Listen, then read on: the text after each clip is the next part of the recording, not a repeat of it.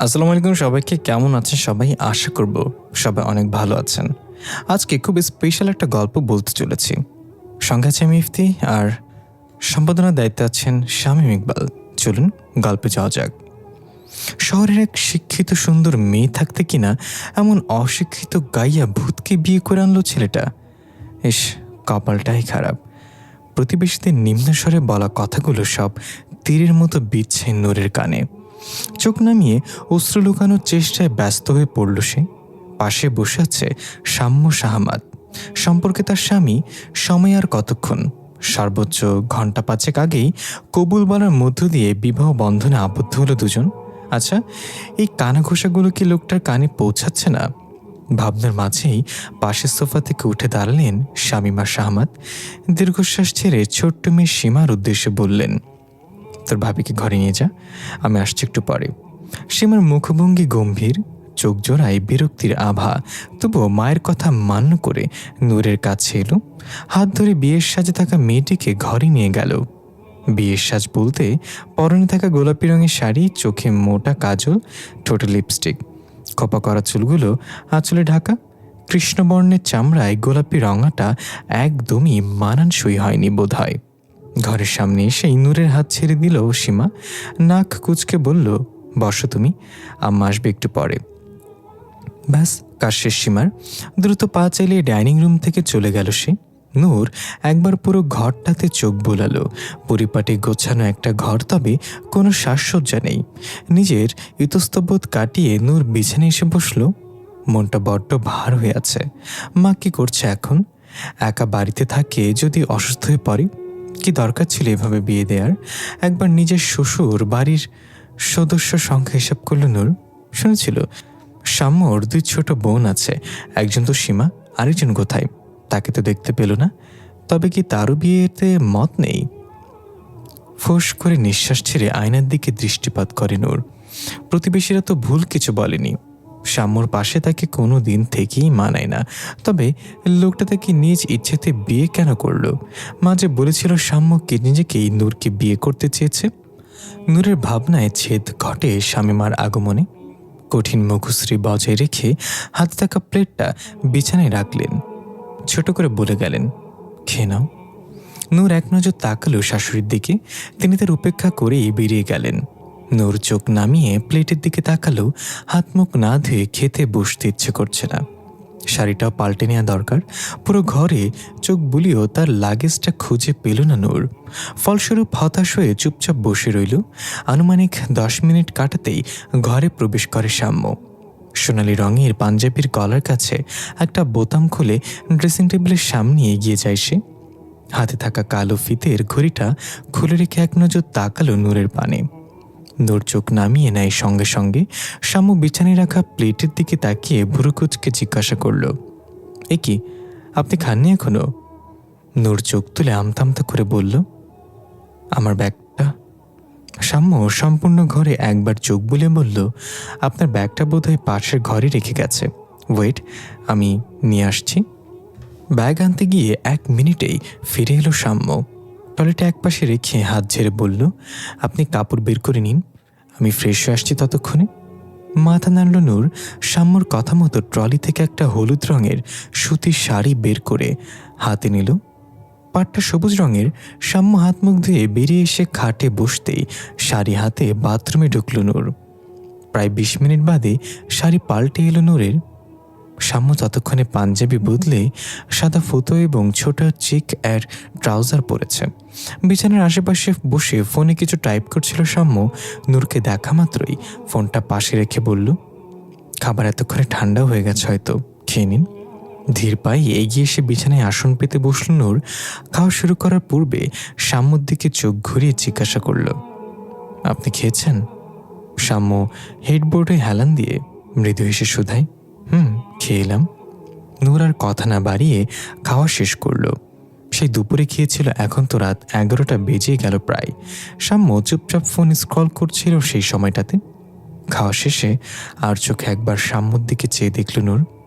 আগে একবার মায়ের থেকে ছবি দেখেছিল, সেখানে তো গালে দাড়ির অস্তিত্ব ছিল লোকটার। তবে আজ ক্লিন শেপ কেন? বিয়ের উদ্দেশ্য ছেলেরা যে কেন ক্লিন শেপ করতে চায় মাথায় আসে না নূরের। এর চেয়ে তো হালকা দাড়িতেই মানায়।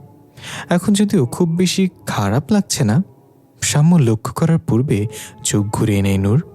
প্লেটটা হাতে নিয়ে উঠে দাঁড়াতেই সাম্য ফোন থেকে চোখ সরিয়ে বলে, আমায় দিন রেখে আসছি। নূরের সামনে এসে প্লেটটা নিয়ে চলে যায় সাম্য। নূরও চুপচাপ হাত ধুয়ে এসে বসে পড়ে বিছানার এক কোণে। মিনিট দুয়েক বাদে সাম্য এসে বসল তার পাশে। গলা খাকারি দিয়ে বলল, মুনতাহা নূর, আপনার পুরো নাম? জি। ভালো নাম মুনতাহা। মাথা উপর নিচ করে নূর। সাম্য ঈষৎ হেসে তার দিকে তাকায়। মন মানে জানেন? চাঁদ। চাঁদ। কিয়ৎক্ষণ নিশ্চুপ থাকে দুজনে।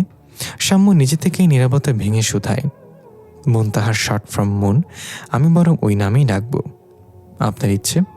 তবে আরেকটা স্পেশাল নাম দিলাম আপনাকে, চাঁদ। নূর খানিকটা অবাক হতেই চোখ নামালো সাম্য।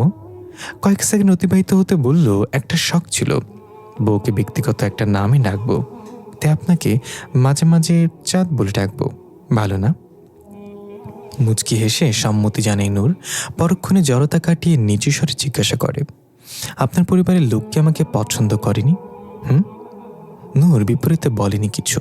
সাম্য বিছানায় পা তুলে তার সম্মুখে বসে, জানলার দিকে তাকিয়ে বলে, আমার সবচেয়ে কাছের মানুষটা আপনাকে পছন্দ করেছিল, সেটাই যথেষ্ট। জিজ্ঞাসু দৃষ্টিতে তাকাই নূর। সাম্য দীর্ঘশ্বাস ছাড়ে একবার। নূরের দিকে দৃষ্টিপাত করে বলে, আপনি আমাকে খুব ভালো করে না চিনলেও আমার বাবাকে চিনে থাকবেন। বছরখানেক আগে আপনাদের বাড়িতে সে অনেকদিন ঘুরেও এসেছিল। আপনার বাবার ছোটবেলাকার বন্ধু ছিলেন তিনি। হ্যাঁ জানি। বাবাই মূলত আপনাকে পছন্দ করেছিল। বেঁচে থাকলে নিজে দাঁড়িয়ে বিয়েও দিতেন। চাচার কথাতেই আমায় বিয়ে করলেন। সাম্য কিঞ্চিত হেসে বলল, ছোটবেলা থেকে একটা ঘড়ি পর্যন্ত বাবার পছন্দ ব্যতীত কিনিনি। সে সবসময় আমার জন্য ভালো জিনিসই পছন্দ করেন। তাই বলা যায়, হ্যাঁ, তার কথাতেই। কথাটা কিছুটা হলেও আঘাত করল নূরকে। ক্ষীণ স্বরে প্রশ্ন করল, আপনার আমাকে পছন্দ হয়নি?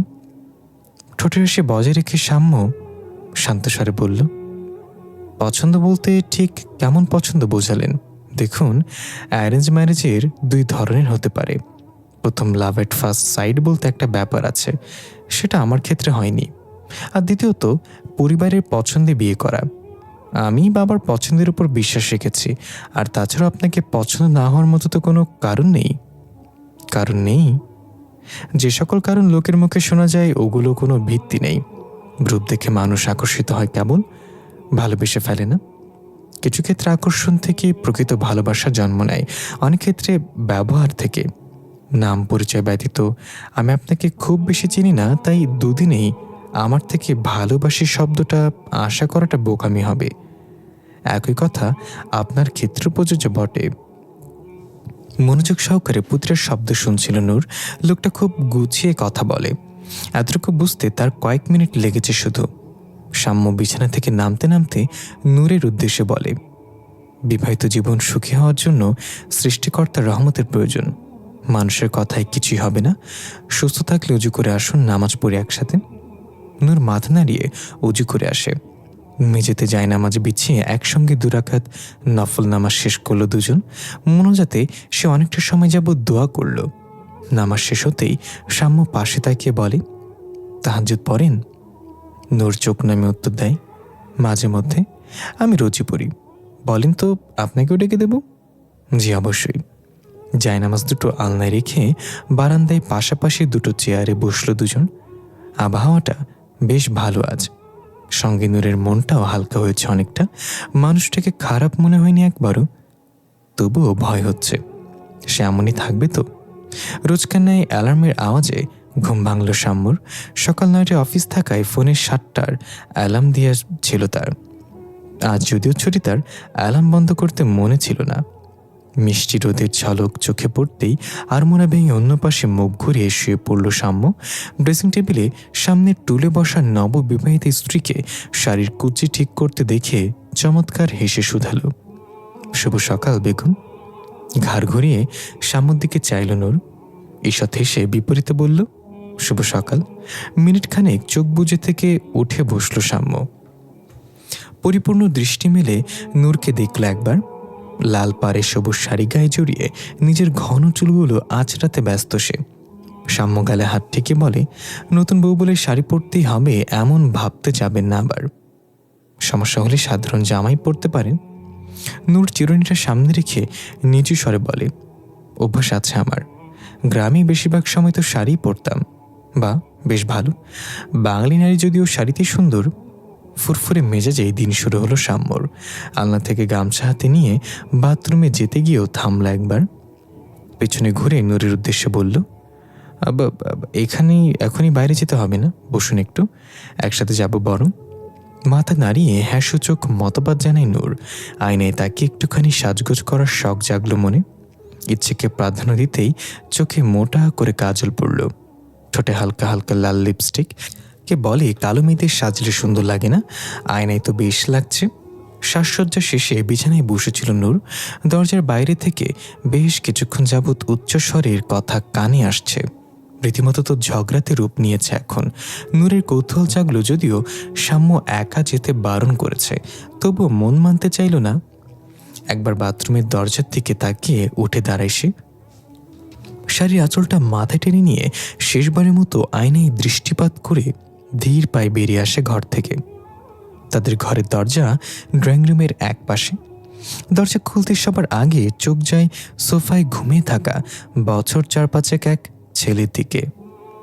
পরমুহূর্তে নজরে এলো নতুন এক ব্যক্তিকে। শাশুড়ি শামিমার সঙ্গে কর্কশ স্বরে কথা বলছে সে। তিনি মুখ কালো করে চুপচাপ শুনছেন, মাঝে মধ্যে থামানোর চেষ্টা করছেন বটে। নূরের মস্তিষ্ক মুহূর্তেই বুঝে নিল উক্ত নারীর পরিচয়। সাম্যর আরেক বোন সুপ্তি। চেহারায় মিল রয়েছে অনেকটা। সুপ্তির নজর নূরের দিকে যেতেই রাগান্বিত মুখশ্রী আরও রাগান্বিত হয়ে উঠল। কপালে পড়ল 2-3টে ভাঁজ। সুপ্তি এভাবেই তাকাতেই নূর বিব্রত হলো কিছুটা। মাথা নুয়ে সালাম দিল আগে। সুপ্তি উত্তরটা দিল না। ধপ করে সোফায় বসে অন্যদিকে তাকিয়ে কড়া গলায় বলতে লাগলো, ওকে যেতে বলো তো আম্মা, আমার জাস্ট সহ্য হচ্ছে না। সহ্য না হলে আসতে বলেছিল কে?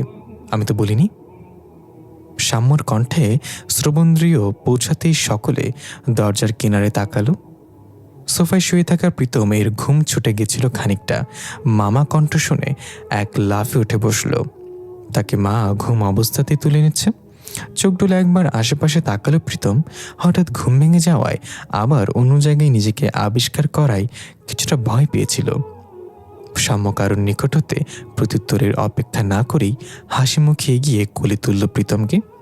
দুগালে চুমুখে জিজ্ঞাসা করল, কেমন আছো মামা? প্রীতমের মুখে হাসি ফুটল। ঘুমের রেশ কাটেনি বিধায় কাঁধের সঙ্গে মাথা ঠেকিয়ে রাখল। ইতিমধ্যেই সাম্যর কথার মানে বুঝে দাঁড়িয়ে গেছে সুপ্তি। অবাক কণ্ঠে শুধাই, তুই আমার বাড়িতে আসা নিয়েও প্রশ্ন তুলছিস ভাইয়া? সাম্য প্রীতমকে কোলে নিয়ে সোফায় বসালো। শান্ত গলায় বলল, তা বলেছি?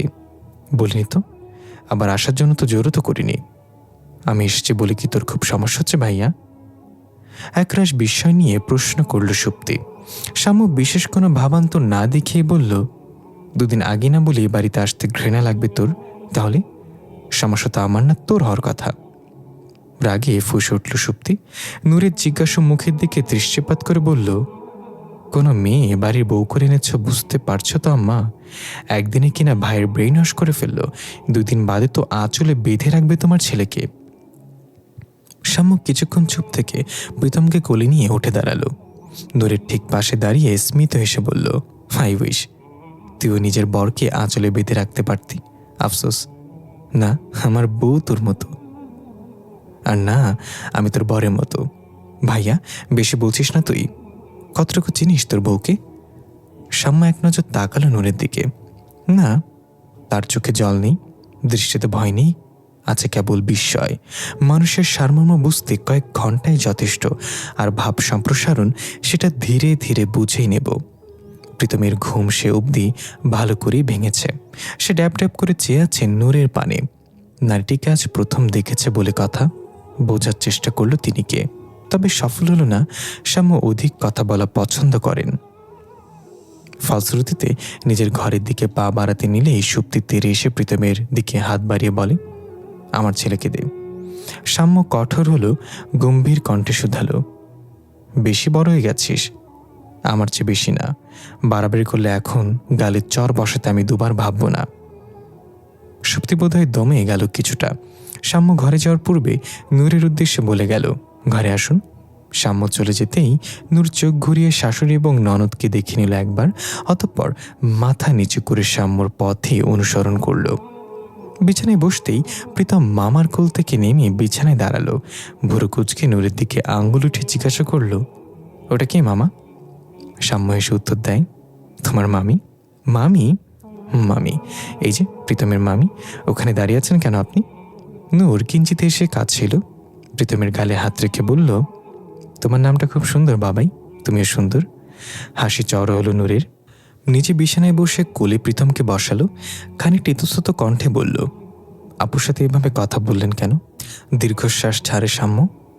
একটা বালিশ করে রেখে তাতে হাত ঠেকিয়ে বলে, কি আর বলেছি, বড় ভাই হিসেবে একটু শাসন তো করাই যায়। কিন্তু আপু অতটা রেগে কথা বলছিল কেন? আর তার বরকে নিয়ে আপনি? প্রশ্নগুলো জমিয়ে রাখো, পরে উত্তর দেব। দেখি মামা এদিকে আসো তো। সঙ্গে সঙ্গে সাম্যর কোলে উঠে আসে প্রীতম। ছেলেটা ভারী শান্ত।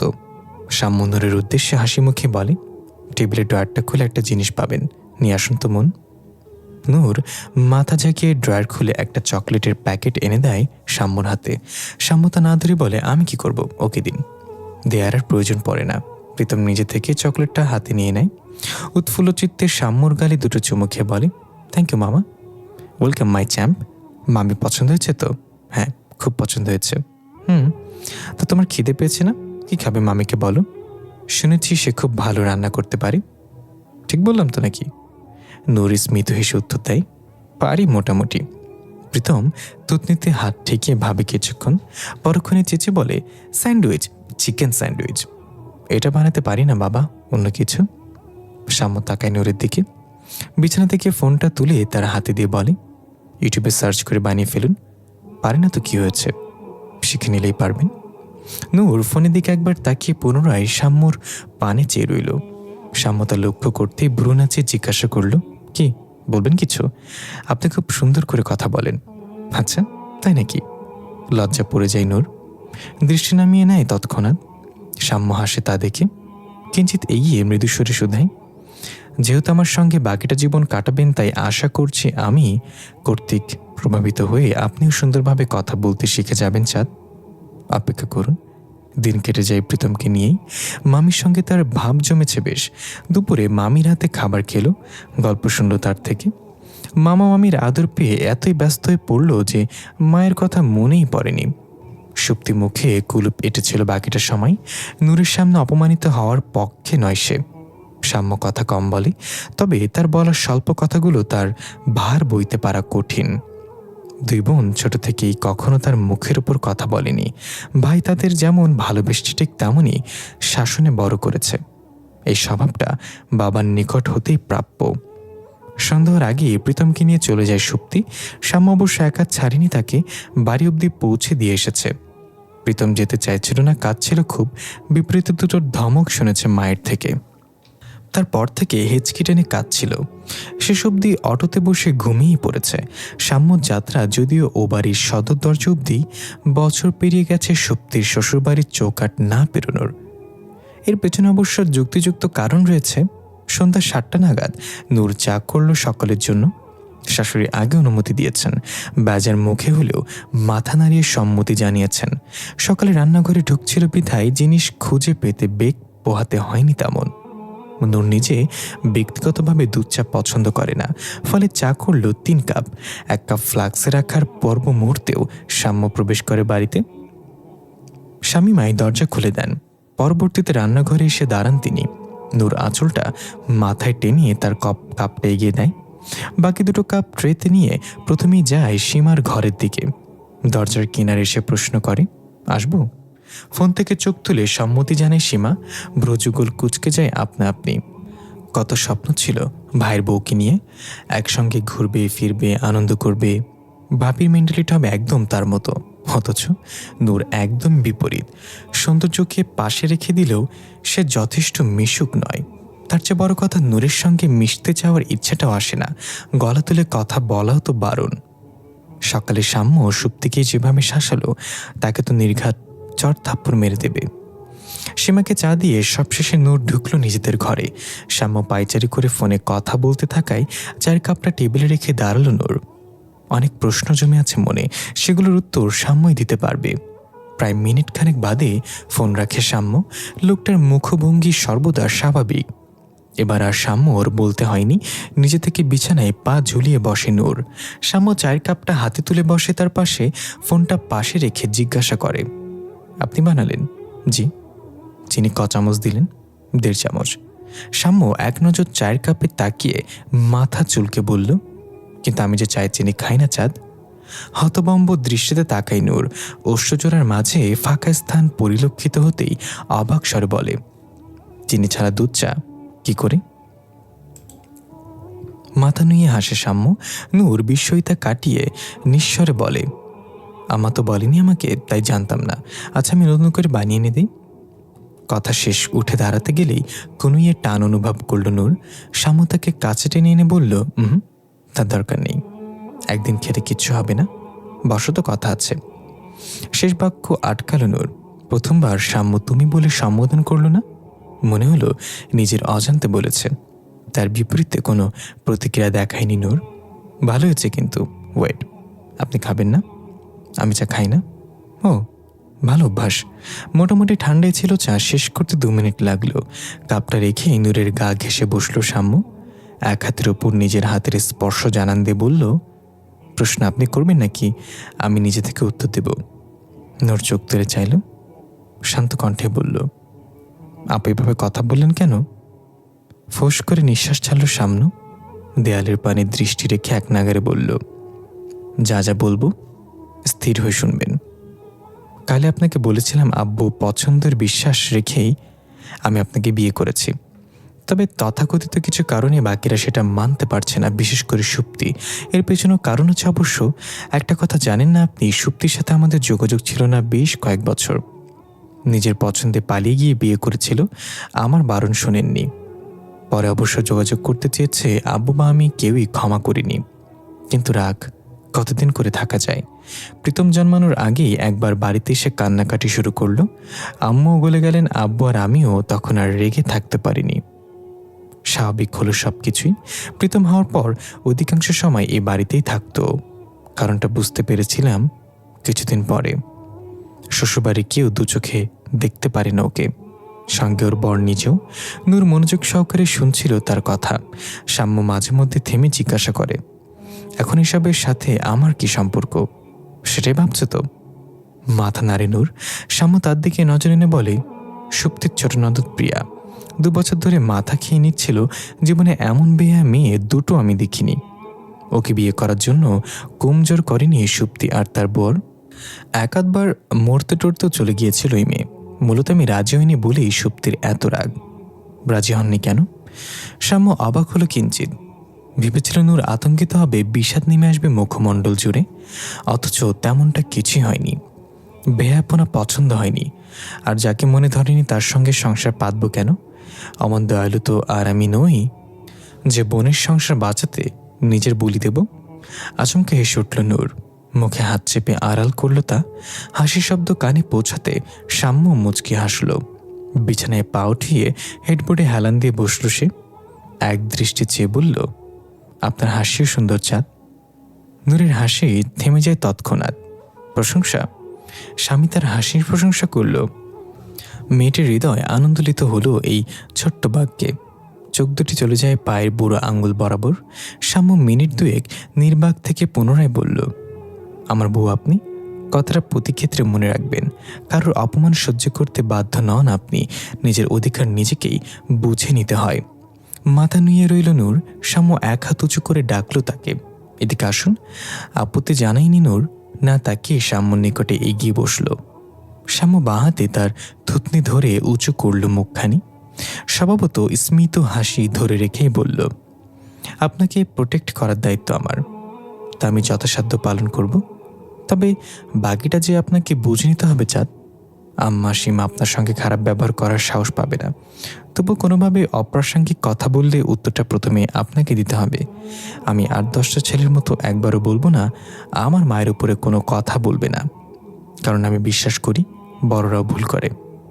কথায় জোর থাকলে অল্প শব্দে অনেক কিছু বোঝানো যায়। তিনি ভুল করলে আপনি তার ভুল শুধরে দেওয়ার চেষ্টা করবেন, তাছাড়া আমি তো আছি। আর সীমা সত্যি বয়সে আপনার চেয়ে বড় হলেও সম্পর্কের দিক থেকে আপনার ছোট। বেয়াদবি করলে শাসন করবেন, ২-৪টা চড় থাপ্পড় বসালেও আমি কিছু বলবো না, বুঝলেন? মাথা উপর নিচ করে সম্মতি জানালো নূর। সাম্য ডান হাত তুলে তার মাথায় রাখল, দূরত্ব কমিয়ে বলল, অধিকার আপনাকে আমি দিয়েছি, তবে মন জয় করার দায়িত্ব আপনার। চেষ্টা করুন, আপনি পারবেন ঠিকই। নূরের উজ্জ্বলিত দৃষ্টি সাম্য আবদ্ধ। মন চাইছে লোকটা থেমে না যাক, আরও কিছু বলুক। ভাবনার মাঝে তাকে আরও কাছে টেনে নেয় সাম্য। নূরের মাথা গিয়ে ঠেকল স্বামীর বক্ষে। মাথা থেকে হাত সরায়নি সাম্য, বরং অধিক আদরে স্বরে শুধালো, হৃৎপিঞ্জরের এই জায়গাটা আপনারই চাঁদ। বসত বাটি তীর তৈরি করে নিন। অনেকগুলো দিন কেটে যায় নূর সাম্যর আকস্মিক বিয়ের। একদিনে বেশ কিছু বদল ঘটেছে নূরের জীবনে। প্রতিটি বদল তার জন্য বয়ে এনেছে অজস্র সুখ। কোনো দুঃখ যেন তাকে ছুতেই পারছে না। স্বামী নামক মানুষটিকে সৃষ্টিকর্তা বুঝি তার নিকট উপহারস্বরূপ পাঠিয়েছেন, নইলে এমন অচেনা অজানা একটা মেয়েকে মানুষ কি করে এতটা শ্রদ্ধা, সম্মান, ভালোবাসা দিতে পারে? সাম্যর সঙ্গে সম্পর্কের সমীকরণটা এই কদিনে দ্বিগুণ জোরালো হয়েছে বলা চলে। তবে পরিবারের বাকিদের সঙ্গে তার সম্পর্ক কেমন, তার উত্তর নূর নিজেই জানে না। এ বাড়িতে তাকে কেউ অসম্মান করে না, দুটো কটু কথা শোনায় না ঠিকই, তবে পাশে বসে সাধারণ দুটো কথাও বলে না। সাম্যর কথা শুনে নূর যথাসাধ্য চেষ্টা করেছে সকলের মন জয় করার। সীমার জামা কাপড় রোজ নিজে ভাঁজ করে দিয়েও আসে। শামীমার রান্নার ভার অর্ধেকের বেশি কমিয়ে দেয়। তবু কেন তাদের মন জয় করে উঠতে পারে না? তার এই প্রশ্নের উত্তরে সাম্য হেসেছিল কাল। ল্যাপটপে কাজের ফাঁকে বলেছিল, ইংরেজিতে একটা প্রবাদ আছে, first impression is the last impression. একজন মানুষের সম্পর্কে প্রথমেই যে মনোভাব মনে গেঁথে যায়, তার থেকে বেরোনো মুশকিল। নূর বিপরীতে খানিক অভিমানের স্বরে জিজ্ঞাসা করেছিল, আপনার মনে তো আমায় নিয়ে খারাপ মনোভাব সৃষ্টি হয়নি, তাদের ক্ষেত্রে কেন হচ্ছে? সীমার তাকানো দেখলে মনে হয় আমি কোনো জেল ফেরত আসামি। কত বড় অন্যায় আমার। সাম্য তার কথার প্রেক্ষিতে আর কিছু বলেনি। নূরও জানতে চায়নি। সাম্য ভাবতে পারে বউ তার মা বোনের ব্যাপারে দুর্নাম করছে, তবে নূর তা করতে চায়নি। এটা কি বুঝবে আদৌ? গ্রামের মেয়েরা কম বয়স থেকে শাড়ি পরা শুরু করে। নূরের ক্ষেত্রেও তাই হয়েছে। শাড়িতে তাকে বেশ মানায়। সাম্যও তো তাই বলে। নূরও খুশি হয়ে সুন্দর করে শাড়ি পরে, মাথায় ঘোমটা দিয়ে নতুন বইয়ের ন্যায় একটু সেজে গুজে থাকে। এতদিনে কিছু না বললেও আজ বুঝি নূরকে নীল রঙের শাড়িতে দেখে গা জ্বলে উঠল সীমার। চোখ নাক কুচকে বোঝালো নূরকে দেখতে এক কথায় কুশ্রী লাগছে। কেবল তাতে থেমে রইল না, দাঁতে দাঁত চেপে বলল, কি এমন দাদিমার মতো শাড়ি পরে থাকা সারাক্ষণ? আমও তো এখনো বাসার সালোয়ার পরে কামিজ পরে, আর তুমি এখনো এক গাইয়া কালচারে মডার্ন হতে ইচ্ছে করে না নাকি? নূরের নিজেকে ভীষণ একা মনে হলো, যেন এই শহরটা তার জন্য অস্বস্তির। আট পৌরে শাড়ি, চোখ মোটা কাজল, ঠোঁটে লাল লিপস্টিক, এগুলো তো শহুরে কালচারে বেমানান। কি যেন হলো নূরের। চটজলদি সাম্যর পছন্দ করে দেওয়ার শাড়িটা বদলে সালোয়ার কামিজ জড়ালো গায়ে। বিয়ের পর আজ প্রথম শাড়ি ব্যতীত অন্য পোশাক পরল সে। আয়নার সামনে দাঁড়িয়ে অনেকক্ষণ দেখল নিজেকে। লাল টকটকে লিপস্টিক মুছে ঠোঁটে লাগালো হালকা নোট লিপস্টিক। ইস, কি বিশ্রী লাগছে তাকে। শ্যামবর্ণের সঙ্গে এমন হালকা লিপস্টিক এতটা বেমানান। উঠে এসে চুপচাপ বসে রইল বিছানায়। ইদানিং এক নতুন চিন্তা ঢুকেছে তার মাথায়। সাম্য তাকে কেন এত ভালো চোখে দেখে? নতুন বউ তাই? পুরনো হয়ে গেলে তাকে বুঝি আর ভালো লাগবে না? অবশ্য ভালো লাগার কোনো কারণ তো নেই। কি আছে ওর মাঝে? না রূপ, না গুণ, কিছু তো নেই। মুখের সামনে পুরুষারি আঙ্গুলের তুড়ি বাজাতেই লাফিয়ে উঠল নূর। আকস্মাৎ ভয় পাওয়ার বুকে হাত রেখে বড় বড় নিঃশ্বাস ফেলতে লাগলো। সাম্য গলায় বাঁধা টাইট খুলতে খুলতে তাকে গভীরভাবে পর্যবেক্ষণ করল। রোজ কলিং বেল বাজালেই যে মেয়ে ছুটে গিয়ে দরজা খোলে, আজ সে টেরই পেল না। সাম্যর নজর নূরের পোশাকের দিকে যেতেই কিঞ্চিত অবাক হলো সে। নূরের পাশে বসে শার্টের বোতাম খুলে বলল, কি ব্যাপার বেগম, আপনার এই নতুন লুক। নূর বিব্রত হলো কিছুটা, নিচু স্বরূপ শুধালো, গরম লাগছিল তাই? শাড়িতে গরম লাগে তোমার? নূর কয়েক সেকেন্ডের মাথায় জবাব দেয়, তেমন না, আজ লাগছিল। ও ঠিক আছে, চা করে দাও এক কাপ প্লিজ। বলেই উঠতে নিল শাম্মু। অন্যদিন হলে নূর তার আগে ছুটে চলে যেত রান্নাঘরে। আজ গেল না। চোখটা একটু উপরে তুলে বলল, শুনেন। শাম্মু থেমে যায়, পুনরায় বসে পড়ে। স্বাভাবিক স্বরে উত্তর দেয়, হ্যাঁ বলো। কেমন লাগছে আমাকে? শাম্মু চরম মাত্রায় অবাক হলো। প্রশ্নটা একেবারে নতুন তার কাছে, তবু মুহূর্তের মাঝে জবাব দিল, নতুন গেটাপে। সম্মিত সূচক মাথা নাড়ায় নূর। শাম্মু ধুতনিতে হাত রেখে তার দিকে স্থির করে চোখ পর্যবেক্ষণ করল মিনিট খানেক সময়। তার এমন দৃশ্যপাত দেখে ভারী অস্বস্তি হলো নূরের। মস্তিষ্ক দৃঢ় ভাষায় তাকে শাসায়, লোকটা কত খাটুনি করে অফিস থেকে ফিরল, এক কাপ চা চাইল তার কাছে, তুই তার ফরমায়েশ না মিটিয়ে এসব প্রশ্ন করছিস। আর বসে রয় না নূর, উত্তরের অপেক্ষাও করে না। শাম্মু দৃষ্টি উপেক্ষা করে এক দৌড়ে চলে যায় রান্নাঘরে, বলে যায় মন খারাপের কথা। সব যত্ন মিশিয়ে চা তৈরি করে স্বামীর জন্য। মাঝে অবশ্য একবার প্রশ্ন করে জেগেছিল মনে, শাম্মু তাকে চলে আসতে দেখে আটকালো না কেন? সেই প্রশ্নকেও পাত্তা দেয়নি নূর। 10 মিনিটের মাথায় ফিরে এলো ধোয়া ওঠা চা হাতে নিয়ে। শাম্মু তখন হেডবোর্ডে হেলান দিয়ে বসে, বুকে হাত গুজে সরু চোখে তাকিয়ে আছে দরজার দিকেই। নূর এগিয়ে এসে জানতে চাই, আপনি ফ্রেশ হননি এখনো কেন? শাম্মু তপ্ত শ্বাস ছেড়ে সোজা হয়ে বসল, ভ্রুকুটি নাচিয়ে জিজ্ঞাসা করলো, আমাকে ভয় পাও কেন? নূর বিব্রত হয়ে যায়, চোখ নামিয়ে কণ্ঠ খাদে নামিয়ে বলে, কোথায়? পাও না? না তো। তাহলে পালিয়ে গেলে কেন? পালেনি তো, আপনার চা আনতে গিয়েছিলাম। শাম্মু একবার তাকালো নূরের হাতে থাকা গরম চায়ের কাপের দিকে, সেটা সরিয়ে রাখলো পাশে। হাত ধরে টেনে এনে পাশে বসলো নূরকে, নিজেও তার পাশে বাবু হয়ে বসে শুধালো, কেমন লাগছে জানতে চেয়েছিলে না? নূর মাথা নুইয়ে রয়। শাম্মু মুচকে আসে তা দেখে মুখখানা একটু নিচু করে বলে, আমার কাছে খুব একটা ভালো লাগছে না। নূর চোখ তুলে তাকায় তখন। যার জন্য অপছন্দের পোশাক পরল সেই কিনা বলছে ভালো লাগছে না।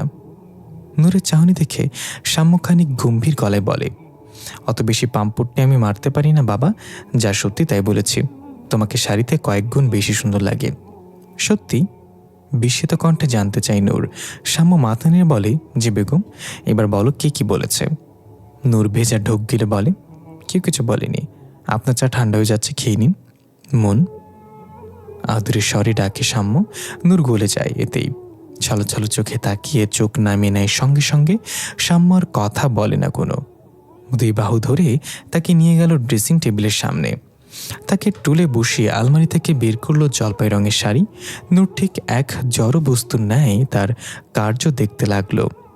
শাম্মু এগিয়ে এসে দাঁড়াল তার পেছনে, শাড়ির ভাঁজ খুলে তা মুদিয়ে দিয়ে বধূর শরীরে। টিস্যু হাতে নিয়ে মুছে দিল ঠোঁটে লাগানো হালকা রঙের লিপস্টিক। বেশ খোঁজাখুঁজি করে লাল খয়েরি রঙের লিপস্টিক নিয়ে পরিয়ে দিল তাতে। ড্রয়ার থেকে কাজলটা বের করে বলল, অকালে চক্ষু হারাবে, এটা আমি দিতে নিলে নিজে দাও নাও। নূরের হাসি পেল, কাজলটা হাতে তুলে লেপটে নিল দু চোখে। শাম্মু দেয়ালে হেলান দিয়ে তাকে দেখল পুরোটা সময়। কাজল পরা শেষ হতেই তার পেছনে এসে দৃষ্টি স্থির করল আয়নার পানে।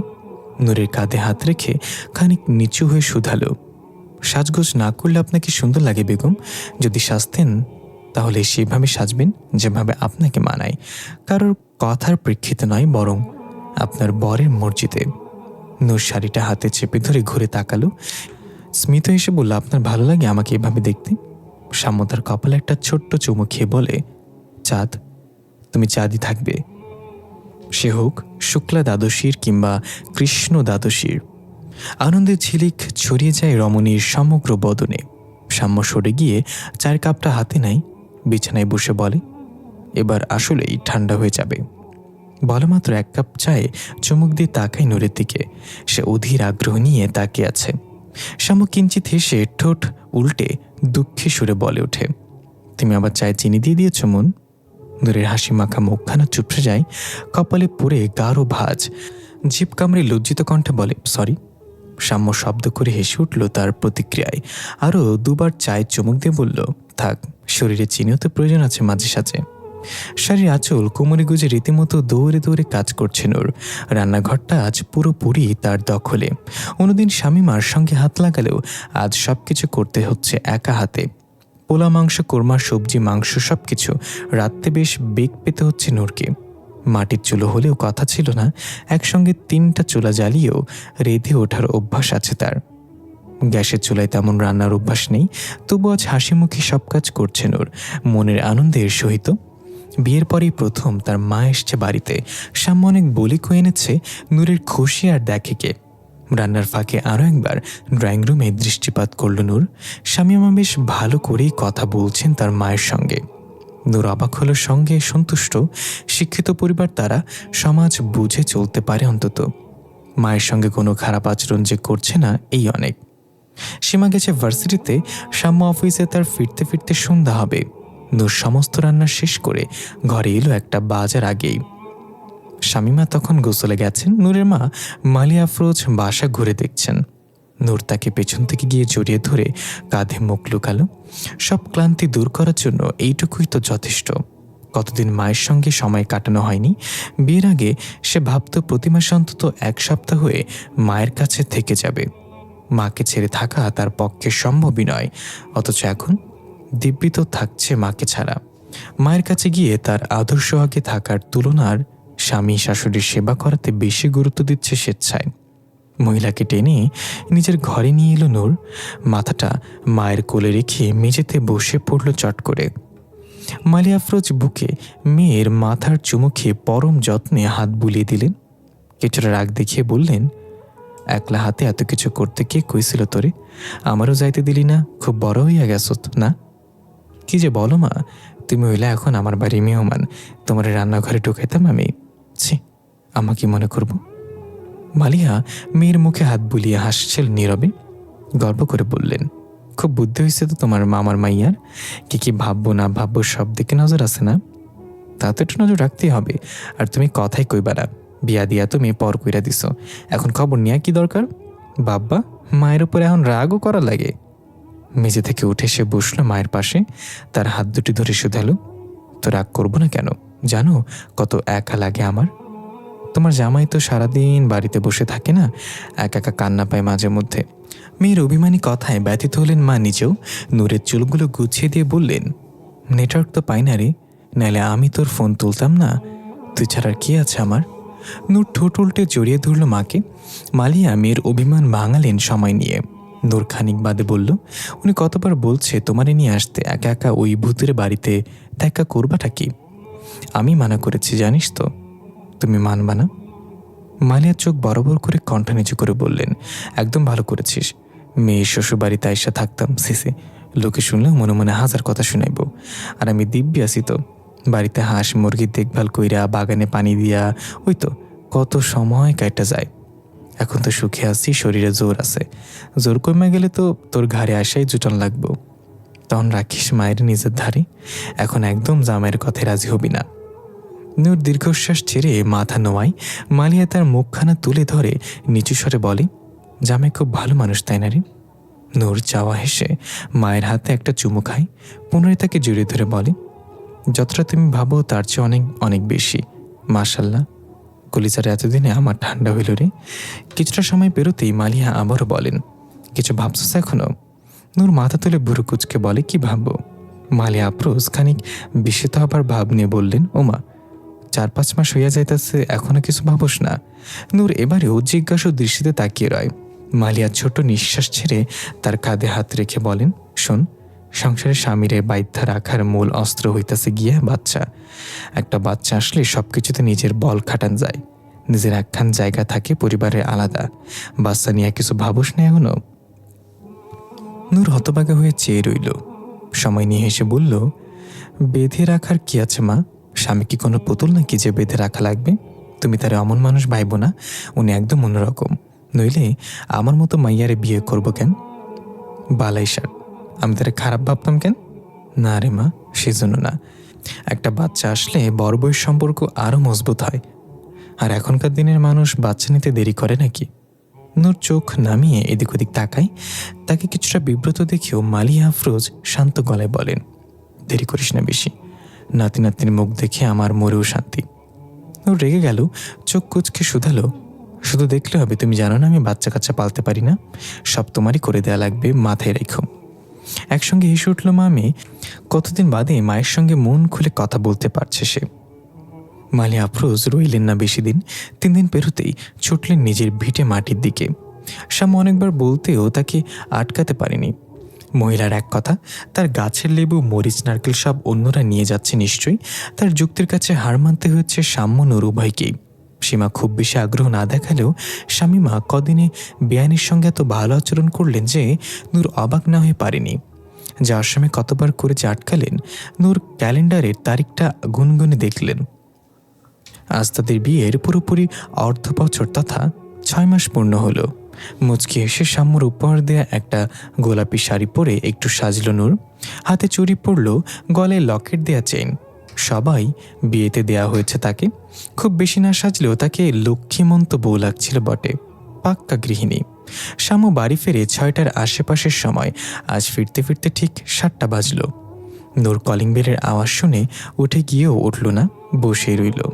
উদ্দেশ্য সাম্য ঘরে এসে তাকে দেখে মুচকি হাসবে, সামনে এসে একবার বলবে, কি ব্যাপার বেগম, এত সাজগোজ? আপন মনেই যেন লজ্জা পেল নূর। শামীমাই দরজা খুললেন। সাম্য তাকে সালাম দিয়ে ভেতরে এলো। নূর আরও একটু জড়সড় হয়ে বসে তাকিয়ে রইলেন দরজার পানে। সাম্য এলো, তবে তার পরিকল্পনা সঠিক হলো না। ক্লান্ত দেহে ঘরে এসেই টাই খুলতে খুলতে ড্রেসিং টেবিলের সামনে চলে গেল। ঘড়ি, চশমা খুলে রাখলো তার উপর। নূর উঠে দাঁড়িয়ে তার দৃষ্টি আকর্ষণে বলে, আসসালামু আলাইকুম। সাম্য ঘরে তাকায় না, ছোট করে উত্তর দেয় কেবল। নূর এগিয়ে এসে তার শার্ট খুলতে সাহায্য করে, লুঙ্গি ফতো এগিয়ে দেয়। বুঝতে পারছে তার স্বামী ক্লান্ত, তবুও মন মানে না যে। প্রতিবার মনে হচ্ছে এই বুঝি সাম্য তাকালো তার দিকে। অথচ তার আশায় জল ঢেলে সাম্য চলে গেল বাথরুমে। নূর পুনরায় আশা বনে রইল বিছানায় বসে। সাম্য চুল মুছতে মুছতে বেরিয়ে এলো বিছানায় এসে বসতেই নূর এগিয়ে তার হাত থেকে গামছাটা নিজের হাতে নিল। ধীরে ধীরে চুল মুছে দিয়ে বলল, এসে সাজে এত গোসল করলেন কেন? ঠান্ডা লাগতো এতে? একটু জিরে যাবেন তো? সাম্য এক নজর তাকিয়ে পুনরায় মাথা নামালো। চোখ বন্ধ করে ক্ষীণ স্বরে বলল, এমন পিঁপড়ার মতো কি করেছ? মাথা চুলকাচ্ছে এতে, জোরে মোছো। নূর ঠিকভাবে মাথা মুছে দিল। মাঝেই জিজ্ঞাসা করল, চিন্তিত আপনি? বলতে বলতে ফোনটা হাতে নিল সাম্য। মনোযোগ সহকারে কিছু দেখতে লাগলো। নূরের মন শান্ত হলো না, আবার জানতে চাইল, ক্লান্ত লাগছে আপনাকে? অফিসে কিছু হয়েছে? না, হয়নি কিছু। গম্ভীর স্বরে উত্তর সাম্যর। নূর তবু বলল, কিছু বুঝি না ঠিকই, আপনি তা বলতে পারেন। সাম্য স্ক্রিনে চোখ রেখে একটু বিরক্তি নিয়ে বলল, এত ভেবো না তো। শরীর খারাপ লাগছে? মাথা ব্যথা করছে, মলম লাগিয়ে দিই? লাগবে না বাবা। নূর এবারও শান্ত হলো না। কিয়ৎক্ষণ ভেবে বলল, তাহলে 1 কাপ চা নিয়ে আসি। সাম্য আচমকা অপ্রত্যাশিত এক কাজ করে বসল। চোখ নাক কুচকে উঠে দাঁড়ালো। অনেকটা ধমকের স্বরে বলল, কথা কানে যায় না? কতবার করে বলেছি কিছু হয়নি, লাগবে না কিছু, তাও কানে কাছে ঘ্যান ঘ্যান করছে কেন? বিরক্ত করে না তো মন? নিজের কাজ করো তো গিয়ে। বলি হনহনিয়ে বারান্দায় চলে গেল সাম্য। তার এমন আকস্মাত ধমকে থ হয়ে বসে রইল নূর। হৃদস্পন্দন দ্বিগুণ হয়ে গেল যেন। শরীরটা কেঁপে উঠল তার। আটকে রাখা দম ছেড়ে এক কঠিন ঢোক গিলল সে। পেছন ফিরে তাকানোর পূর্বে চোখ গেল দরজার পাশে দাঁড়িয়ে থাকা সীমার দিকে। সম্ভবত সে বোতলে পানি নিতে এসেছিল। নূরের চোখে চোখ পড়া মাত্রই যেন ভেঙচি কেটে চলে গেল। নূর থেমে গেল পেছনে তাকানো হতে। শামু তো আজ অব্দি কখনো এভাবে কথা বলেনি তার সাথে। সামান্য উঁচু গলাতেও কিছু বলেনি তাকে, সেখানে আজ এভাবে ধমক দিল। এমন কি ভুল করলো সে? তবে কি সীমার কথাই সত্যি? সময়ের সাথে সাথে সাম্যও বদলে যাচ্ছে না তো? সে তার বিরক্তির কারণে উঠছে না তো? সাম্য ফোনে কথা বলল দীর্ঘক্ষণ। অফিসের একটা গুরুত্বপূর্ণ ফাইল খুঁজে পাওয়া যাচ্ছে না, যা সাম্যর দায়িত্বে ছিল। অবশেষে সেই ফাইলের খোঁজ মিলল একজন কলিগের কাছে। সাম্য সচরাচর এসব জিনিস ভুলে যায় না। এই ভুলটা অসাবধানতা হলেও তার দ্বারাই হয়েছে। অনেক হয়রানিও করতে হয়েছে এই ফাইলটার চিন্তায়। ফোনটা কান থেকে নামিয়ে দীর্ঘশ্বাস ছাড়ল সাম্য। নূরের সাথে যে সে না বুঝে খারাপ ব্যবহার করে ফেলেছে তা বুঝতে পেরেছিল অনেক আগেই। এটা তার একটা বদ অভ্যাস বলা চলে। মায়ের সাথে কতবার এমন হঠাৎ খারাপ ব্যবহার করে ফেলেছে তার ঠিক নেই, তবে মা তো এতে অভ্যস্ত, তার অন্তর্মুখী বউ তো নয়। এটা সাম্যর বোঝা উচিত ছিল, বড় ভুল হয়েছে তার। একরাশ অপরাধবোধ মনে পুষে ঘরে এলো সাম্য। নূর তখনও একইভাবে বসে। সাম্য ঠোঁট ভিজিয়ে তার নিকটে এগিয়ে যায়, তার সামনে মেঝেতে নূরের হাঁটুতে মাথা রেখে বসে। সে তখন পাশে তাকিয়ে কোনো এক ভাবনায় মগ্ন, আকস্মাৎ কারোর স্পর্শে ঘাবড়ে গিয়ে নিচে তাকায়। সাম্যকে দেখে ভয় কাটে তার। কঠিন ঢোক গিলে বাম হাত এগিয়ে এনে চুলের নিকটে, তবে স্পর্শ করে উঠতে পারে না। সাম্য চোখ বন্ধ রেখেও বোধ হয় বুঝল তা। নিজ দায়িত্বে নূরের কোমল হাতখানা চুলের মাঝে ডুবিয়ে নিল। পুনরায় তার হাঁটুতে মাথা রেখে বলল, কয়েকশো বার সরি বলে তোমার অভিমান ভাঙাতে হবে মন। তুমি না বুদ্ধিমতী, একটু ঝামেলার মধ্যে ছিলাম গো, নইলে আমি এভাবে কথা বলতাম না। চাঁদ। নূর ধীরে ধীরে তার চুলের মাঝে হাত বোলায়, নিচু স্বরে জানালো, বুঝেছি আমি। আপনার কথা শোনা যাচ্ছিল ঘর থেকে। সাম্য চুপ করে রয় বেশ কিছুক্ষণ। মিনিট পাঁচেক অতিবাহিত হতেই মাথা তুলল সে। কিছু না বলে উঠে গিয়ে ঘরের দরজাটা লক করে পুনরায় ফিরে এলো। বিছানায় চিত হয়ে শুয়ে মাথা রাখল নূরের কোলে। শক্ত করে তার কোমর জড়িয়ে ক্লান্ত স্বরে শুধালো, কষ্ট পায় না চাঁদ? মাথায় টেনশন থাকলে ভালো কথাও আমার শুনতে ভালো লাগে না। তুমি বৌমার এইটুকু তো বুঝে নিও, আমাকে স্বাভাবিক না মনে হলেও চুপচাপ থাকবে, আমি নিজে থেকেই শান্ত হয়ে যাব। আচ্ছা, পরের বার থেকে চেষ্টা করব নিজেকে কন্ট্রোল করার, তবুও না পারলে একটু মানিয়ে নিও। আমি কষ্ট পাইনি। সাম্য চোখ তুলে হুট করেই, সত্যি? নূর মাথা নুড়িয়ে স্মিত হাসে। সাম্য সোজা হয়ে তার চোখে চোখ রেখে বলে, তাহলে কথা বলো, কি লাগবে আমার তো জিজ্ঞাসা করো, চুপ করে থেকো না প্লিজ। নূর কথা বলে না, চোখ নামিয়ে রইল। সাম্য উঠে বসে পাশে, তার হাত দুটো নিজের হাতের মুঠোয় নিয়ে বলল, ভয় পাচ্ছ কেন আমাকে? ভুল করে একটু বকেছি মানলাম, এত বড় ভুল করে ফেলেছি? নূর তড়িঘড়ি করে দ্বিমত প্রকাশ করল, কেন এমন ভাবছেন? আমি সত্যি কষ্ট পাইনি। আপনি এর চেয়ে বেশি যদি বকতেন আমি কিছুই মনে করতাম না। তাহলে মুখ গুমরা করে আছো কেন? নূর তার চোখে চোখ রাখল, তার দিকে পুরোপুরি ঘুরে নিজের হাত দুটো ছাড়িয়ে নিল, বিপরীতে শক্ত করে চেপে ধরল সাম্যর হাত। কম্পনরত স্বরে থেমে থেমে বলল, আপনি কোনো কারণে বিরক্ত নন তো আমার উপরে? সাম্য অবাক হয়ে বলে, বিরক্ত কেন হব? এর আগে আমার কোনো ব্যবহারে তোমার তেমনটা মনে হয়েছে? নূর একটু ভেবে মাথা নাড়ল, সঙ্গে সঙ্গে পুনরায় বৃত্তি ব্যস্ত হয়ে শুধালো, যদি কখনো তেমনটা হয় আমি আপনার শতরাগ সহ্য করতে পারবো সাম্য, কিন্তু বিরক্তি মেনে নিতে পারবো না। সাম্য তার এক অশান্ত রূপ দেখালো আজ প্রথমবার। নূর এক নাগারে বলল, আমি জানি আমি আপনাদের মতো আধুনিক নই, সুন্দর নই, কিন্তু আপনার বউ তো। আপনি আমাকে নিজের পছন্দের তৈরি করে নিন। সত্যি বলছি, আপনি যেভাবে বলবেন আমি সেভাবেই চলবো। কথা বলতে বলতে চোখে জল চলে এলো নূরের। সাম্য তার দুগালে হাত রেখে তাকে শান্ত করার চেষ্টা করল। চোখের জল মুছিয়ে দিয়ে বলল, মন কিসব বলছো? এমন কথা তোমার থেকে আশা করিনি আমি। নিজেকে আমার দাসী মনে করছো তুমি? হ্যাঁ, লজ্জায় ফেলছো কেন আমাকে? তুমি আমার হাতের পুতুল নও যে যেভাবে খুশি সেভাবে সাজাবে।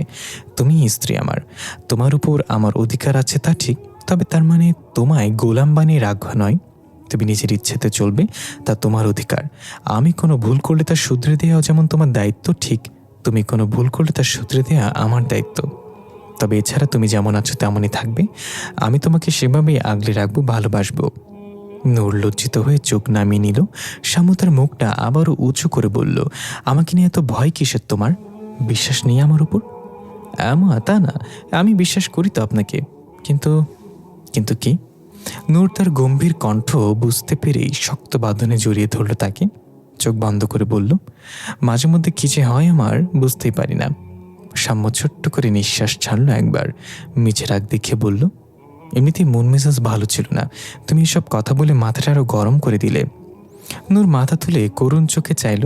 সাম্য এতক্ষণে খেয়াল করল তার সাজগোজ, চোখের জলে কাজল লেপ্টে আছে। মেয়ের প্রতি তার ভীষণ মায়া হলো, মেয়েটার প্রতি। তাকে একটু জ্বালানোর ইচ্ছেটুকু ভুলে গেল, সঙ্গে সঙ্গেই ছড়িয়ে যাওয়া কাজলটুকু বৃদ্ধাঙ্গুলের সঙ্গে মুছে দিয়ে নিচু স্বরে বলল, বিয়ের আগে এক কলিগ বলতো, মাথা ঠান্ডা করার সবচেয়ে দারুণ অস্ত্র হলো বউ, এক্ষেত্রে দুটো উপায় রয়েছে। নূর জিজ্ঞাসু দৃষ্টিতে তাকিয়ে রইল। সাম্য সামান্য নিচু হয়ে তার কপালে কপাল ঠেকিয়ে মুচকি এসে বলল, এক, সমস্ত রাগ বইয়ের ওপর ঝেড়ে ফেলে, আর দুই, তাকে ভালোবেসে।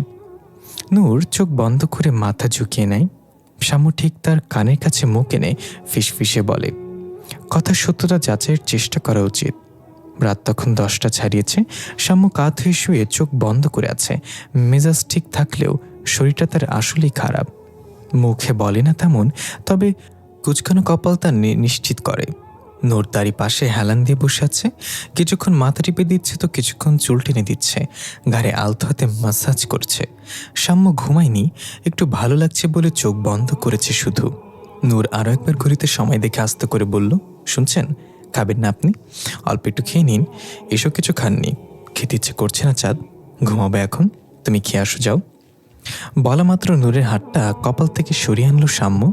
গলার সঙ্গে ঘষে তাকে বার কয়েক চুমু খেয়ে বলল, হয়েছে, আর খিদমত করতে হবে না। এতক্ষণ ধরে হাতটাকে একটু বিশ্রাম দিচ্ছ না? এরপর হাতে ব্যথা করবে বেগম, অনেক সেবা করেছেন, এবার যান গিয়ে খেয়ে এসে ঘুমিয়ে পড়ুন। নূর হেসে বলে, মোটেই ব্যথা করবে না হাত, ঠিক আছে, খেয়ে এসো। নূর হাতটা পুনরায় তার চুলে ডুবিয়ে বলল, না, খেতে ইচ্ছে করছে না। শাম্মু এতক্ষণে চোখ খুলল, জিজ্ঞাসা করলো, কেন? এমনি। আপনি ঘুমাবেন তাই না? আমি লাইট নিভিয়ে দিই, দাঁড়ান। হাত ধরে তাকে থামিয়ে দিল শাম্মু। নিজেই একটু উঠে মাথার কাছে থাকা সুইচ বন্ধ করে দিল। অতঃপর নূরকে টেনে শুয়ে দিয়ে নিজে তার বুকে মাথা রেখে আষ্টে পৃষ্ঠে জড়িয়ে রইল তাকে, যেন সে বোঝাতে চায়, আমাকে নিয়ে ভয় পেও না প্রিয়, আমি তোমারই আছি এবং তোমারই থাকবো। অ্যালার্ম না দিয়েও নূরের ঘুম ভেঙে গেল 3:30-এর দিকে।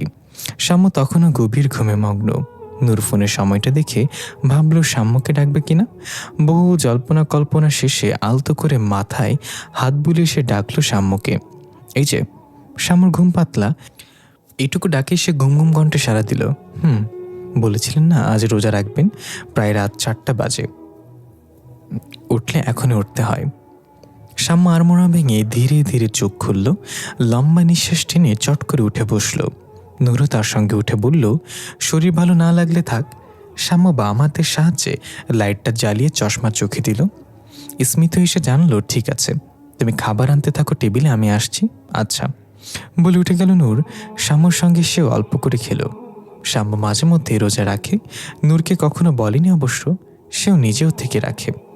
সেহরি শেষে তারা তাহাজ্জুদের নামাজে দাঁড়ালো। এটা এখন নিত্যদিনের অভ্যাস। শাম্মু আগে উঠলে সে নূরকে ডেকে দেয়, নূর আগে উঠলে সে শাম্মুকে ডেকে দেয়। ফজরের সময় হতে আরও কিছুটা সময় বাকি। দুজনে তাই জায়নামাজে বসেছিল। শাম্মুর সামনে, তার পাশে একটু পিছনে নূর। তসবিহ সহ পড়ার একসময় মাথাটা একটু ঘুরে উঠল। নূরের চোখের সামনে অন্ধকার দেখায়। সামনে ঝুঁকে কপাল ঠেকালো শাম্মুর কাঁধের কাছে। শাম্মু অমনি পেছনে ফিরে ডাকলো তাকে। তার পাশে বসে এক হাতে বুকের মাঝে জড়িয়ে নিল অর্ধাঙ্গিনীকে। চিন্তিত স্বরে জিজ্ঞাসা করল, মন, কি হয়েছে, ঠিক আছো? নূর ধীরে ধীরে মাথা সোজা করতে চাইল, তবে সক্ষম হলো না। ফলশ্রুতিতে শাম্মুর বুকে মাথা রেখেই ক্ষীণ স্বরে বলল, চিন্তা করবেন না। তাদের পাশে বিছানার উপরে একটা পানির বোতল রাখা ছিল। শাম্মু অন্য হাতে বোতলটা এনে একটু করে পানি খাওয়ালো নূরকে। বেশি সময় নিয়ে স্বাভাবিক হলো নূর। আর চোখে শাম্মুর দিকে তাকাতেই লক্ষ্য করল শাম্মু তার দিকে সূক্ষ্ম চোখে তাকিয়ে আছে। নূর চোখ সরিয়ে নিতেই মৃদুস্বরে ডাকল, মন। নূর তাকায় না। শাম্মু এক হাত তার গালে রেখে নিজের দিকে মুখ ঘুরিয়ে এনে বলে, is there any good news for me?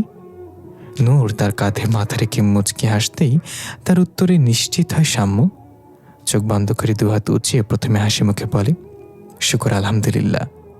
এরপরে নূরের লাজুক মুখখানা দুহাতের মাঝে এনে সন্তপর্ণের ঠোঁট ছোঁয় তার কপালে।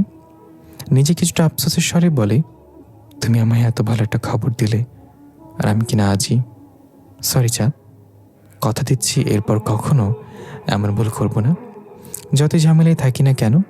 নূরের হাত দুটো উঁচু করে তার পিঠে আমারও ওষ্ঠ ছোঁয় শাম্মু। চোখের সঙ্গে হাত দুটো চেপে ধরে বলে, অনেক অনেক ধন্যবাদ চাঁদ। নূর মন ভরে দেখল তার চোখে মুখে থাকা আনন্দের রেশটুকু। যেদিন নূর অনেক দ্বিধাদ্বন্দ্ব কাটিয়ে বলেছিল সে একটা বাচ্চা চায়, শাম্মু সেদিন অনেক খুশি হয়েছিল। কোনো প্রশ্ন না করে কেবল বলেছিল, আল্লাহ চাইলে আসুক। আজ নূরে নিজেকে খুব ভাগ্যবতী মনে হলো। একদিন আগে অবধি মনে পুষে রাখা ভয় শাম্মু আজ কাটিয়ে দিল। নূরও তার দিকে এক দৃষ্টিতে যে কেবল একটা কথাই বলল, আজ আল্লাহ আমাকে একটা ছেলে দিক সাম্য, ঠিক আপনার মতো হোক সে, যেন আমি মা হিসেবে গর্ববোধ করতে পারি। গত কয়েকদিনে গম্ভীর প্রকৃতির শামিমা শামাত এক নতুন রূপের সঙ্গে পরিচিত হলো নূর। বাড়িতে বাচ্চা আসার খবর শুনে রীতিমতো পুরো মহল্লায় মিষ্টি বিলিয়েছেন তিনি। যেই ননদ আজ অব্দি নূরের সঙ্গে একটু ভালো করে কথা বলেনি, সে ননদ ফুপি হবার সংবাদ শুনে কত আনন্দিত। নূরকে এক উপরের এক পরামর্শ দিচ্ছে, গুগলে এই সেই নাম দেখে তা এসে ভাই ভাবিকে বলছে। সামর থেকে শুনছে নূর এই বাড়ির সবাই বাচ্চা ভীষণ ভালোবাসে। সবচেয়ে বেশি ভালোবাসতেন সাম্যর বাবা। সব থেকে তারা মেনে নিয়েছিল কেবল প্রীতমের কারণে। নূর নিজের চোখে দেখেছে প্রীতম বাড়িতে এলেই সাম্য সীমা কতটা আহ্লাদী হয়ে যায়।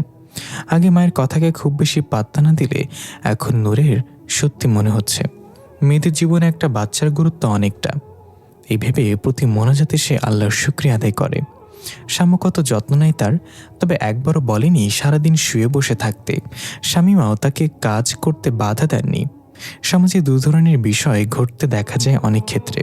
প্রথমত, গর্ভাবস্থাকে কোনো বড় বিষয় না মনে করে ঘরের বউকে দিয়ে সকল কাজ করানো, আর দ্বিতীয়ত সময়টাকে একটা বিরাট অসুস্থতা মনে করে যাবতীয় সকল কাজ থেকে বউকে বিরত রাখা। যত্ন বলতে তারা এটাকেই বোঝে, কোনো কাজ করতে না দিয়ে সারাদিন শুয়ে বসে রাখা। তবে প্রকৃতপক্ষে বিষয়টা তেমন নয়। গর্ভাবস্থা কোনো আহামরি রোগ যেমন নয়, তেমনি একেবারে স্বাভাবিক সময়ও নয়। আর পুতুল সাজিয়ে বসে রাখার মতো যত্ন অনেক ক্ষেত্রে সুফলের বদলে কুফলও বয়ে আনতে পারে। এই সময় সচেতন থাকা উচিত অবশ্যই, তবে সচেতন থেকে স্বাভাবিকভাবে জীবনযাপন করা যায়। এতে করে মায়ের ক্ষতি নয়, বরং মানসিক এবং শারীরিক স্বাস্থ্য ভালো থাকে। সাম্যর সমস্যা নিয়ে বেশ সুন্দর করে বুঝিয়েছে নূরকে সে কোনো অসুস্থ রোগী নয়। এই সময়টা তার জন্য বিশেষ, যে সে এই সময়টাকে সুন্দরভাবে উপভোগ চেষ্টা করুক। শামীমা আগে কখনো নূরকে খুব বেশি খাটায়নি, এখনও খাটায় না। রান্নাটা নূরই করে। শামীমা এগিয়ে দেন সব কিছু। শরীর খারাপ লাগলে বিশ্রাম নিতে বলেন নূরকে, ঠিকভাবে খাবার দাবার খেতে বলেন। ব্যাস এইটুকুই তো নূরের জন্য অনেক কিছু। এই যেমন সন্ধ্যাবেলা শামীমা নিজে থেকে দুধ ডিম সিদ্ধ হাজির করলেন নূরের সামনে। দুধ দেখি গা গুলি উঠল নূরের। আমতামতা করে বলল, দুধ না খাই আম্মা, না হয় পরে খেয়ে নেব, আমার ভালো লাগে না ওটা। শামীমা রাগ করলেন না, বুঝে বললেন, ইচ্ছে করবে না তাও কষ্ট করে খেতে হয়। আমরাও খেয়েছি দুধ আর ডিমের সাদা অংশ খাবে বেশি বেশি, এতে বাচ্চা সুন্দর হয়। নূর একটু চমকাচ্ছিল তার কথা শুনে। এই কথা তো তার মাথাতেও আসেনি এর পূর্বে। সে কালো তাই বলে কি তার বাচ্চাও কালো হবে? তবে সাম্য তো ফর্সা, তাতে বাকি তারা কি সুন্দর ফর্সা বাচ্চার আশায় আছেন?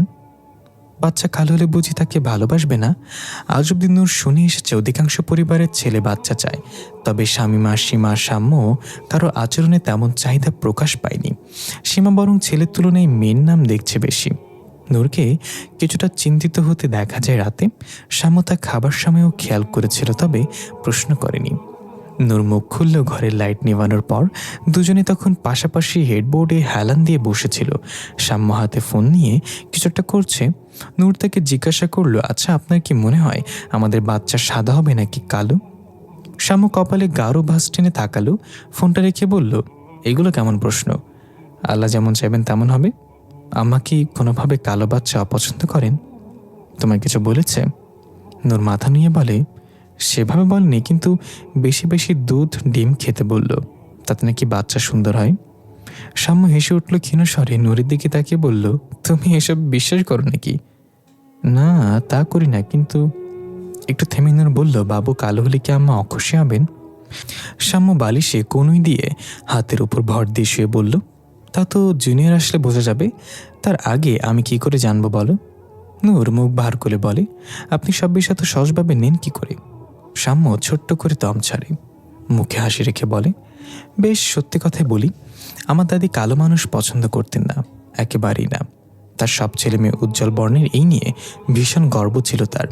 আমার ক্ষেত্রে বিষয়টা ততটা জটিল না, তবে শাশুড়ির সঙ্গে থেকে তার ছোঁয়া পেয়েছে একটু হলেও। এগুলো এক প্রকার বদ অভ্যাস মাথার মধ্যে একটা চিন্তা ঢুকিয়ে নিয়েছে, ফর্সা মানেই সুন্দর। নিজের নাতনির বেলাতেও এমন ভাববেন কিনা তা আমার অজানা, এটা সময় বলে দেবে।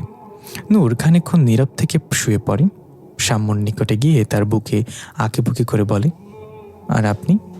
আমি কি নূর চোখ তুলে চাইল তার পানি, জিজ্ঞাসা করল, আপনার বংশের সকলেই ফর্সা, বাবু যদি কালো হয় সেটা কি আমার দিক থেকেই? আপনি কি এতে অসন্তুষ্ট হবেন?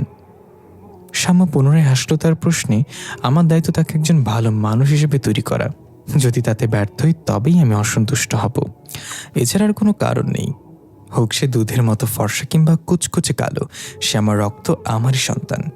কি হবে, কেমন হবে সেসব ভাবনা বাদ দাও, এতে আল্লাহ অসন্তুষ্ট হন। সে যেমনই হোক, যেন সুস্থ সবলভাবে আমাদের মাঝে আসতে পারে সেই দোয়া করো। একটু থেমে শাম্য পুনরায় বলল, এখন ঘুমাও। নূর বিস্তর হেসে শাম্যর চোখে চোখ রাখলো, বলল, আমি শুনেছি, বলছি শুনুন, আপনি খুব ভালো বাবা হবেন ইনশাল্লাহ। নূরের গর্ভাবস্থায় 4 মাস পেরিয়েছে। চিকন গরনে শরীর হওয়ায় খুব বেশি লক্ষ্য না করলে কিছুই বোঝা যায় না এখনো। শাম্য রোজকার ন্যায় সন্ধ্যাত ফিরলে বাড়িতে। নূর গিয়ে দরজা খুলে সালাম দিল তাকে। শাম্য ঘরে যেতেই নূর পিছু পিছু পানি নিয়ে এগিয়ে যায়। পানির গ্লাসটা তার হাতে দিয়েই বলল, একটা গুরুত্বপূর্ণ কথা আছে, বলি? শাম্য পানিটা খেলো, গ্লাসটা পাশে রেখে বলল, ফ্রেশ হয়ে আসি। নূর তার পাশে বসলো, বিরোধিতা করে বলল, না এখনই। আচ্ছা বলেন। শাম্য মনোযোগী শ্রোতার ন্যায় গালে হাত রেখে বসল। নূর কিছুটা সময় আঙ্গুলে আঁচল পেঁচিয়ে শেষমেশ বলল, আমি পড়াশোনা করতে চাই। মাধ্যমিক পাশ করেছি আমি, এরপর কলেজে পড়তে চাই। নূর পুরো কথাটায় চোখ নামিয়ে বলেছে।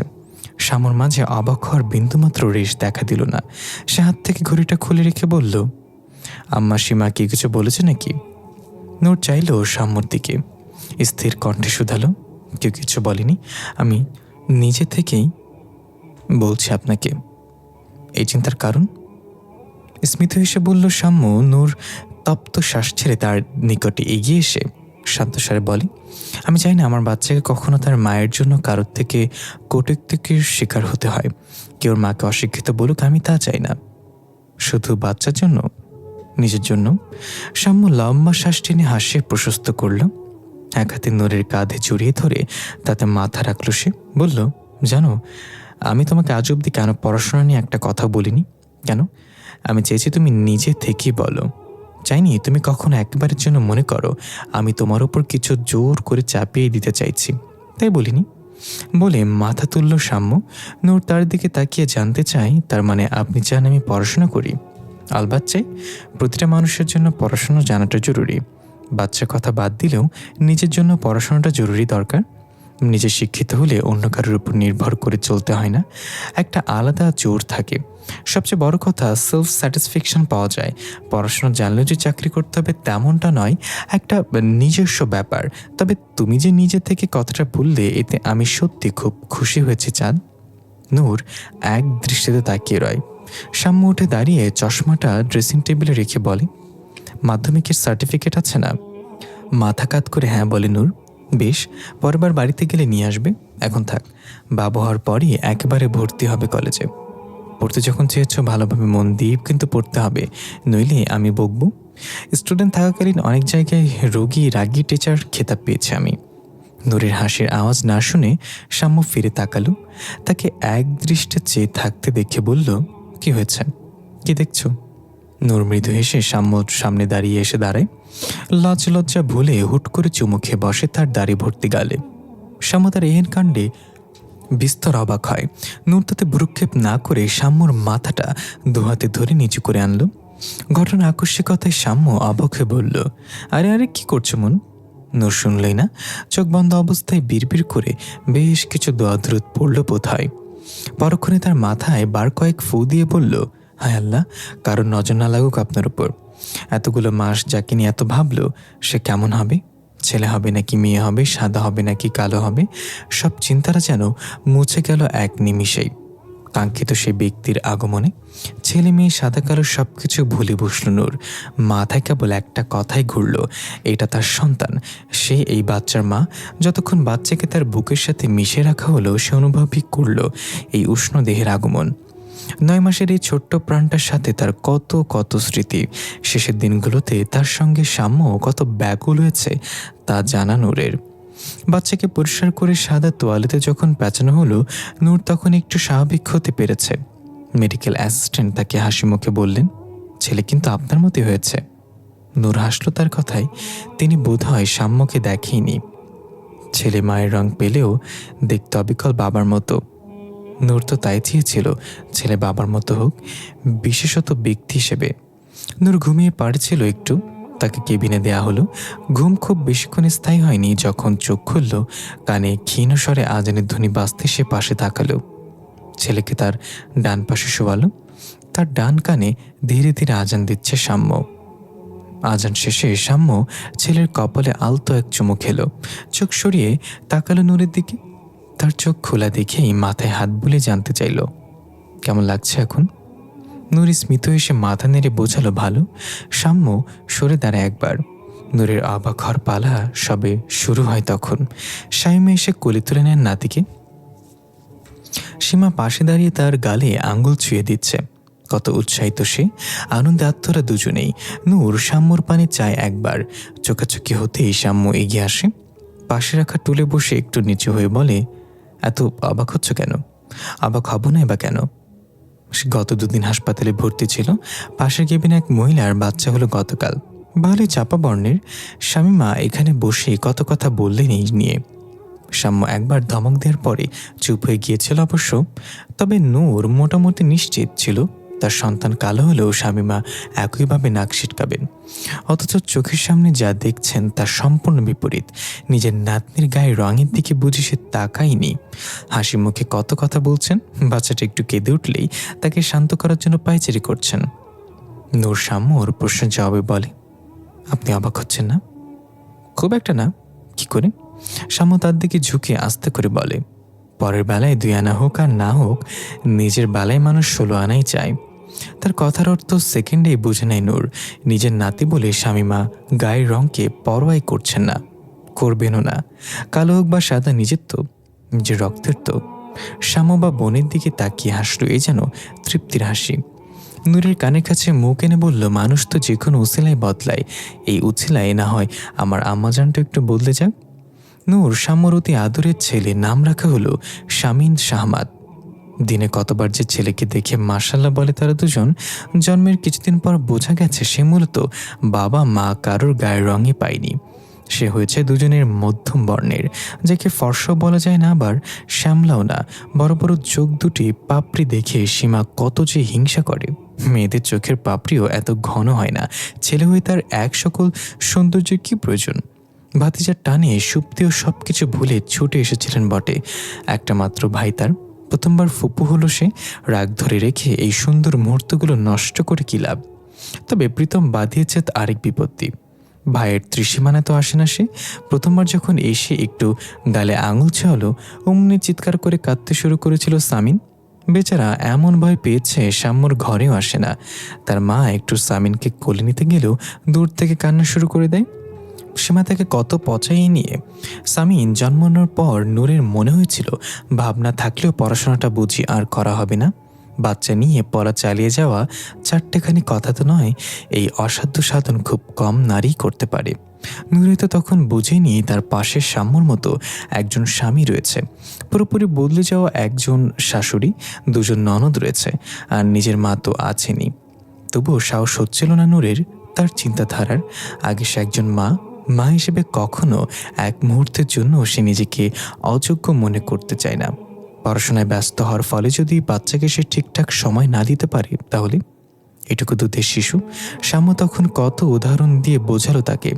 সমাজে এমন অনেক সিঙ্গেল মাদার রয়েছেন যারা বাচ্চাকে সঙ্গে নিয়ে পড়াশোনা শেষ করেছেন, বাচ্চাও সামলেছেন, সঙ্গে পড়াশোনাও করেছেন। সেখানে নূরের পাশে একটা পরিবার আছে। নূর নতুনভাবে শুরু করতে চায়। এই কথা শুনলে শামীমা কখনো বাধা দেবেন না। শিক্ষিত পরিবার তাদের, বাড়ির বউ শিক্ষিত হোক, এ ব্যাপারে তিনিও সম্মতি নিশ্চয়ই দেবেন। সাম্য জোর করেনি নূরকে, কেবল বুঝিয়ে গেছেন প্রতিনিয়ত। আল্লাহর উপর ভরসা রেখে এগিয়ে যাওয়ার অনুপ্রেরণা দিয়েছেন। অবশেষে নূর মনস্থির করতে পেরেছেন বছরখানেক বাদে শামীন তখন একটু একটু করে দাঁড়াতে পারে। ছোট থেকে দাদি ফুপুর সঙ্গে সঙ্গে থাকায় মায়ের ন্যাওটা তৈরি হয়নি সে। অনেকটা সময় তাদের সাথে খুশি খুশি থাকতে পারে। অতঃপর 11 মাসের মাথায় বাচ্চা নিয়ে শুরু হলো নূরের নতুন যাত্রা। পড়াশোনা করতে তার অনেক ভালো লাগে। বিষয়টা তেমন না, সে মধ্যম কাতারের ছাত্রী। সাম্য চায়ওনি তাকে প্রথম হিসেবে তৈরি করতে।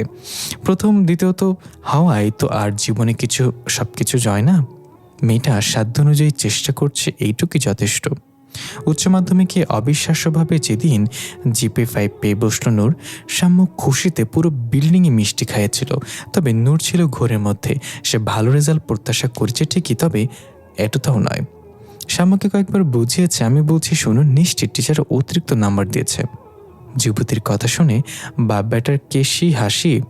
সাম্যর হাসি দেখে সামিনও পেট চেপে ধরে হাসছিল। শেষে গিয়ে নূরও হেসেছে মন খুলে। উচ্চ মাধ্যমিকের পর মাথায় এসে যায় নতুন চিন্তা। অ্যাডমিশন নামক যুদ্ধটা নামাটাই মোটেই সহজ কাজ নয়। স্বামী এর তখন 3 বছর বয়স। ছেলেকে নিয়ে নূরের চিন্তা নেই, তাকে বাকিরাই সামলে নেয়। সাম্যর প্রতিবারের মতো একটাই কথা, তুমি চেষ্টা করে যাও, ফলাফল আল্লাহ ঠিকই দেবেন। যুদ্ধের মাঝে বিরতি মিলল 3 দিনের। সুপ্তি এলো প্রীতমকে নিয়ে। সে এখন 6 মাসের গর্ভবতী। সীমার বিয়ে হয়েছে কয়েক মাস আগে। এই তো 1 মাস শাশুড়ির বাড়ি থেকে সেও এলো বাপের বাড়িতে। সামিন বেশ শান্ত ছেলে, কাউকে বিরক্ত করে না তেমন। সীমাকে পেলে আর কিছুই লাগে না তার। দিব্যি ফুপির কোলে বসে আইসক্রিম খাচ্ছে সে। সুপ্তি তার গালে আদর করে নূরের উদ্দেশ্যে বলে, সামিনটা কিন্তু বড় হয়ে যাচ্ছে ভাবি, নতুন কিছু ভাবো।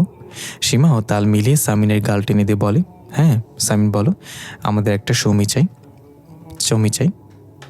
তার কথায় হাসতে হাসতে লাগলো সকলে।